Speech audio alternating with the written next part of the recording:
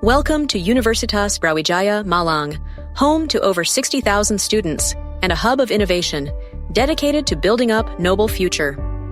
Established on September 4th, 2008, UBC... Halo, Assalamualaikum warahmatullahi wabarakatuh. Perkenalkan, saya Handa Yuntari dari Program Studi Pendidikan Dokter Hewan, Fakultas Kedokteran Hewan Universitas Brawijaya.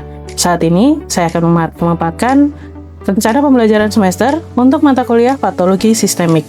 Mata kuliah patologi sistemik ini akan diajarkan pada semester 4 untuk mahasiswa S1 Fakultas Kedokteran Hewan di Universitas Brawijaya. Mata kuliah patologi sistemik adalah mata kuliah yang mempelajari perubahan-perubahan patologi secara spesifik pada seluruh sistem organ secara komprehensif, serta mengajak mahasiswa untuk kemudian menguasai dan juga menerapkan pendekatan patologi anatomi untuk menjelaskan patogenesa dari suatu penyakit. Mata kuliah ini memiliki bobot sekitar 3 SKS, di mana bobot perkuliahan sebesar 2 SKS, dan bobot untuk praktikum sebesar 1 SKS. Dan mata kuliah patologi sistemik ini hanya bisa diambil oleh adik-adik mahasiswa apabila sudah menyelesaikan mata kuliah patologi dasar dan juga mata kuliah histologi sistemik. Capaian pembelajaran mata kuliah untuk patologi sistemik ini diantaranya adalah mahasiswa diharapkan mampu untuk mencari dan mengidentifikasi berbagai perubahan patologi secara makroskopik maupun secara mikroskopik, dan juga diharapkan adik-adik dapat menganalisa, membandingkan, kemudian menyimpulkan suatu diagnosa berdasarkan perubahan patologi secara spesifik pada berbagai sistem organ, baik itu pada hewan domestik, pada ikan, maupun pada reptil. Adik-adik juga diharapkan dapat menjelaskan dan menggambarkan patogenesa dari suatu penyakit hingga menunjukkan perubahan patologi anatomi pada hewan. Adik-adik juga diharapkan untuk menentukan suatu diagnosa morfologi berdasarkan perubahan patologi yang didapatkan pada hewan dan juga terampil dalam mendemonstrasikan dalam penggunaan mikroskop dalam praktikumnya. Adik-adik mahasiswa diharapkan juga dapat bekerja dalam kelompok, kemudian berkomunikasi secara efektif dan juga memukakan pendapat dalam bentuk lisan maupun tulisan, serta menunjukkan etika dan moral akademik yang baik. Dalam mata kuliah ini, akan ada sekitar 14 kali pertemuan yang kemudian diikuti dengan ujian tengah semester setelah 7 kali pertemuan dan ujian akhir semester setelah 14 kali pertemuan. Pada pertemuan awal, akan ada kuliah pendahuluan, di mana pada saat kuliah pendahuluan, adik-adik akan diberikan overview apa yang akan didapatkan selama 1 semester ke depan, termasuk diantaranya pemberian tugas dan juga kontrak perkuliahan. Materi yang akan diberikan diantaranya adalah sistem kardiovaskular, respirasi, digestifus, urinaria, saraf, kemudian juga limfatik, dan juga muskuloskeletal, integumen, sistem reproduksi, endokrin, dan juga patologi sistem organ pada ikan dan reptil. Setelah itu, pada pertemuan akhir, adik-adik akan diberikan waktu untuk kemudian mempresentasikan terkait dengan case study yang sudah diberikan pada perkuliahan awal. Ujian tengah semester akan dilaksanakan setelah 7 minggu perkuliahan, di mana pelaksanaan ujian tengah semester akan dilakukan secara online melalui Prun, di mana nanti adik-adik akan diminta untuk hadir di kelas untuk mengerjakan ujiannya. Sementara untuk ujian akhir semester akan dilaksanakan setelah 14 kali pertemuan sama dengan melalui Prun dan akan dilaksanakan secara offline juga. Untuk media pembelajaran, di sini kami menyediakan berbagai media pelajaran untuk kemudian bisa digunakan adik-adik dalam belajar 1 semester ke depan. Di antaranya adalah slide PPT materi yang akan kami sediakan pada Prun, online platform yaitu Prun, dan juga textbook dan jurnal yang akan juga kami sediakan pada Prun maupun pada Drive. Kemudian ada YouTube dan website veterinary pathology yang bisa diakses secara online. Metode pembelajaran yang akan diberikan selama 1 semester pada mata kuliah patologi sistemik diantaranya adalah ceramah, kemudian small group discussion, contextual learning, dan juga case-based method atau case study. Sementara untuk bobot dan rancangan penilaian untuk mata kuliah patologi sistemik yang akan diajarkan pada semester ini diantaranya adalah bobot untuk UTS dan UAS sebesar masing-masing 10%, kemudian bobot untuk case study yang cukup besar sekitar 33%, bobot kuis sebesar 8%, dan juga keaktifan adik-adik nanti akan nilai dalam porsi bobot sekitar 5%. Sementara untuk praktikum, ada bobot sekitar 17% untuk nilai praktikum, di mana di dalamnya adalah termasuk nilai pretest, post-test, laporan, dan juga keaktifan adik-adik selama praktikum, ditambah dengan 17% untuk nilai pengerjaan dari project base atau project base method.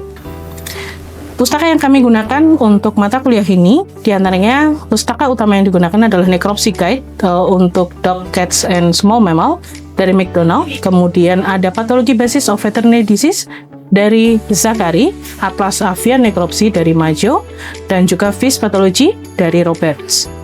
Sementara untuk pustaka pendukungnya, beberapa pustaka pendukung diantaranya adalah Color Atlas of Veterinary Pathology, kemudian Color Atlas of Veterinary Histology dari Baka, kemudian Applied Veterinary Histology dari Banks, dan juga Immunopathology Veterinary, sebuah textbook yang kemudian sudah dibuat oleh tim dari Patologi Anatomi tahun 2021 kemarin. Demikian paparan rencana pembelajaran semester untuk mata kuliah ini, dan untuk selanjutnya akan saya sampaikan video pembelajaran perkuliahan mata kuliah patologi sistemik. Terima kasih.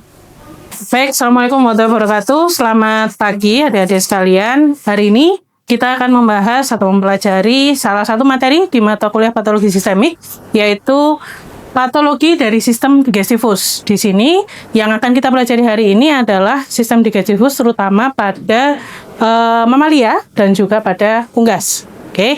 Sebelum kemudian kita mulai, saya ada gambar di sini. Sekiranya ada yang bisa jawab, ini kira-kira gambar apa? Saya dokter.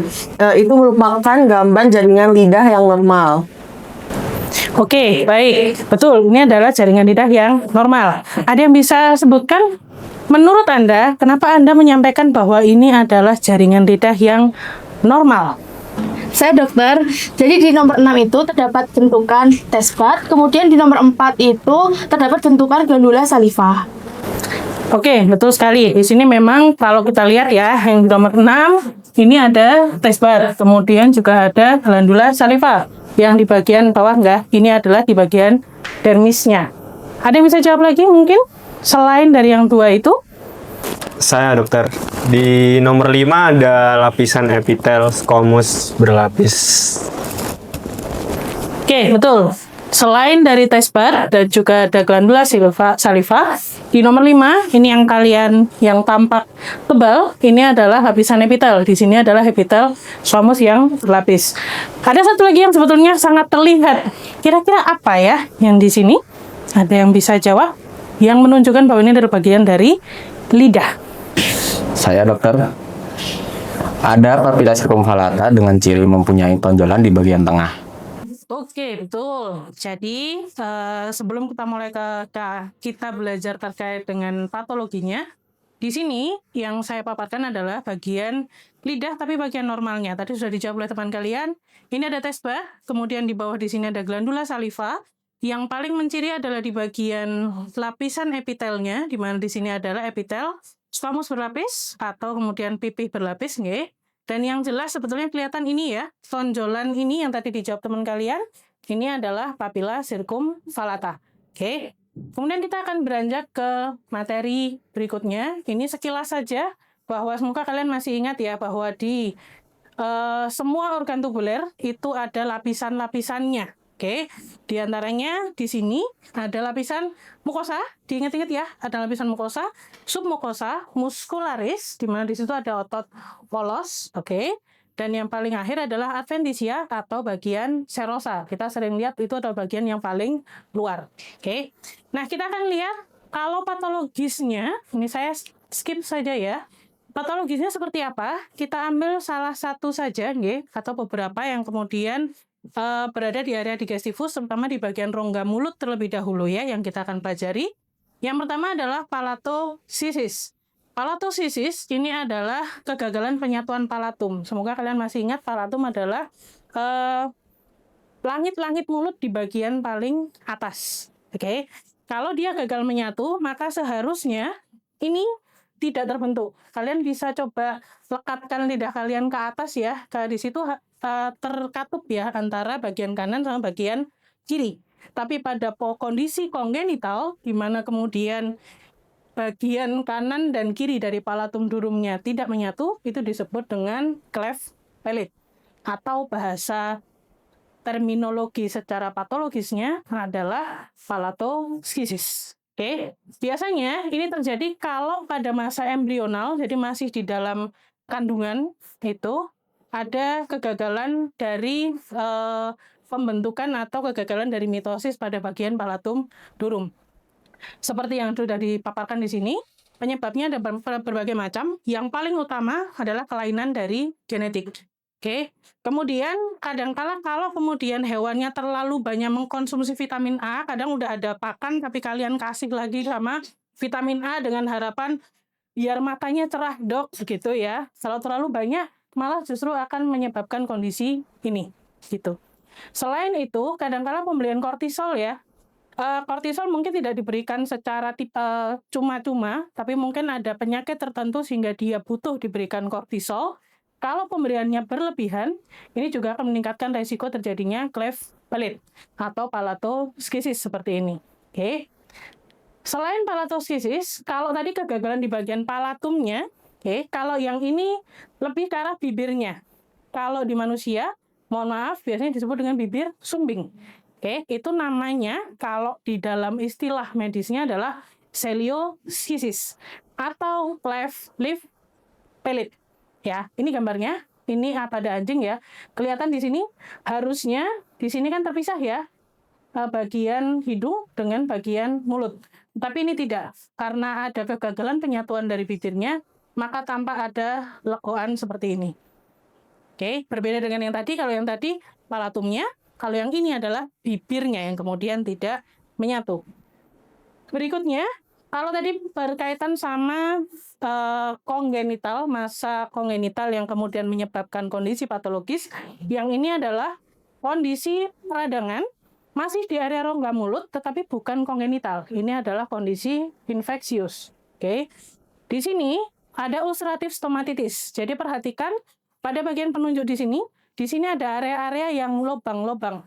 Mungkin kalian kalau mengalami sariawan, ya, ada lubang-lubang di bagian mukosa dari rongga mulut. Nah, itu adalah ada ulcer, berarti ya. Nama kerennya begitu adalah ulcerative stomatitis. Nah, di sini erosi sama ulcer yang terjadi pada di sini yang ditunjukkan sama ya, masih di palatum durum yang di bagian atas. Di bagian, bukan durum ya, mohon maaf, di bagian palatum mole yang belakang.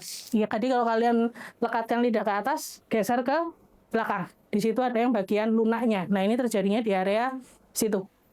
Nah, di sini kalau di mulut atau ada ulcer atau ada peradangan di rongga mulut, kita sebutnya sebagai stomatitis. Ya, jadi bukan mulut itis ya, atau bibir itis atau palatitis, bukan, tetapi stomatitis. Karena lesinya adalah ulcer, maka kita gabungkan namanya menjadi ulcerative stomatitis.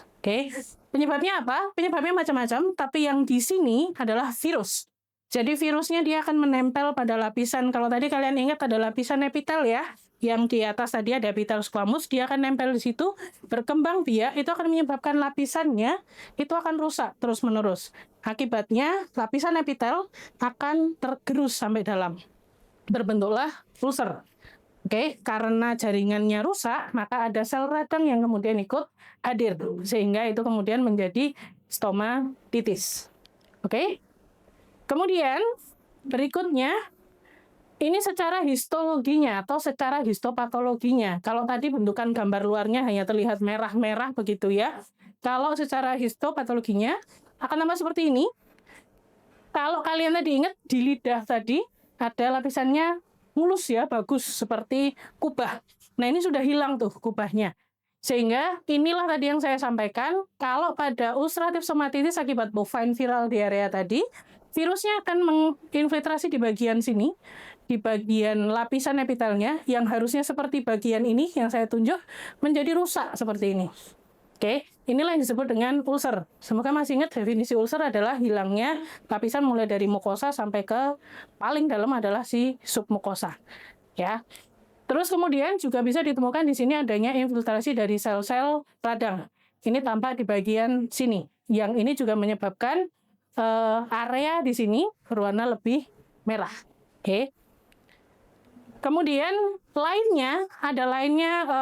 patologi lainnya, diantaranya bukan hanya stomatitis tapi juga akantosis, yaitu adalah seperti ini. Jadi ada akantosis atau penebalan dari lamina basalnya. Harusnya dia hanya tipis saja seperti sebelumnya, tapi ini ada penebalan sampai ke bagian dermis. Itu yang disebut dengan akantosis. Pada kondisi ini penyebabnya kalau yang digambar ini adalah pox virus, di mana itu akan menyebabkan virusnya akan berada di dalam dari sel epidermisnya dan dia akan menyebabkan ballooning degeneration. Ya, jadi selnya akan membulat atau membesar. Kemudian yang terakhir, ini kita geser ke gingiva atau pada gusi. Sama, tetap karena di rongga mulut, maka namanya tetap stomatitis karena ada peradangan di situ. Di bagian ini, kalau kita lihat di sini warnanya kemerahan ya, jelas ini berarti ada reaksi peradangan. Sehingga deskripsinya atau diagnosanya seperti saya sampaikan tadi adalah stomatitis. Setelah dilihat, kalau ini gambarnya mohon maaf kecil ya, setelah dilihat secara histopatologi, jadi ini diambil jaringannya sedikit dengan biopsi, kemudian di histopatologi seperti ini, akan tampak di sini isinya adalah sel-sel limfosit dan juga sel plasma. Sehingga kemudian diagnosanya disebut dengan ini limfoplasmacytic stomatitis. Dikarenakan yang ditemukan adalah dua sel itu tadi, sel limfosit sama sel plasma. Oke. Kemudian lesi secara makrosnya tadi bukan hanya merah saja, sebetulnya ketika di bau kalau aslinya itu akan baunya sungguh tidak enak biasanya, ya. Oke, mungkin itu paparan singkat terkait dengan lesi patologi sistem digestivus, terutama pada bagian rongga mulut. Barangkali ada yang mau ditanyakan dari teman-teman sekalian, dipersilakan. Saya dokter. Baik, izin bertanya dokter, bagaimana cara mengidentifikasi sel radang pada suatu jaringan ya dokter? Terima kasih. Oke, baik. Terima kasih atas pertanyaannya dengan Mbak Ocha ini tadi. Baik, kita lihat bagaimana kemudian untuk membedakan sel radang. Kita coba geser ke gambar. Oke, karena tidak ada gambar yang lebih besar ya, saya coba dengan gambar yang ini. Jadi kalau kalian lihat, ini memang perbesarannya kurang besar nih. Biasanya kalau untuk mengidentifikasi sel radang, kita butuh perbesaran yang lebih gede, antara 400 sampai 1000. Cuman ini kebetulan gambar yang dimasukkan adalah perbesaran 100. Kalau dilihat dari perbesaran 100, biasanya akan tampak yang warnanya lebih basofilik ya Mbak. Jadi di sini, kalau kalian lihat ada warna-warna lebih basofilik dan dia bertumpuk, biasanya jaringan yang normal, meskipun inti selnya warnanya basofilik, tetapi dia tidak akan bertumpuk dalam area yang sama dan jumlahnya banyak. Tapi kalau di sini, dia tampak bertumpuk ya pada area-area yang tidak semestinya ada sel radang tersebut. Dan kalau ini dilihat pada perbesaran lebih besar, kamu bisa lihat kalau ada sel radang, biasanya kita bisa bedakan antara itu sel radang polimorfonuklear atau sel radang yang mononuklear berdasarkan dari bentuk intinya. Jadi kamu bisa lihat di perbesaran 1000 biasanya akan terlihat, di perbesaran 1000 akan kelihatan. Kalau polimorfonuklear intinya akan tampak ada lobusnya. Sementara yang polimorfonuklear biasanya mononuklear biasanya sitoplasmanya akan lebih sedikit dengan inti yang lebih besar, biasanya bulat. Oke, kalau yang polimorfo mungkin bisa ditemukan neutrofil, kalau yang mononuklear mungkin ada limfosit. Begitu. Sudah menjawab ya? Baik, terima kasih atas atensi kalian dalam mata kuliah ini terkait dengan patologi pada sistem digestivus. Selamat pagi. Wassalamualaikum warahmatullahi wabarakatuh. Demikian dokumentasi pelaksanaan pembelajaran mata kuliah patologi sistemik yang saya ampu sebagai bagian dari penilaian diseminasi dosen UKTPT dalam rangka sertifikasi dosen. Terima kasih kepada seluruh mahasiswa yang telah berpartisipasi aktif dalam proses pembelajaran ini dan semoga video ini dapat memberikan gambaran mengenai implementasi pembelajaran yang berpusat pada mahasiswa. Terima kasih atas perhatian dari Bapak dan Ibu Asesor. Wassalamualaikum warahmatullahi wabarakatuh.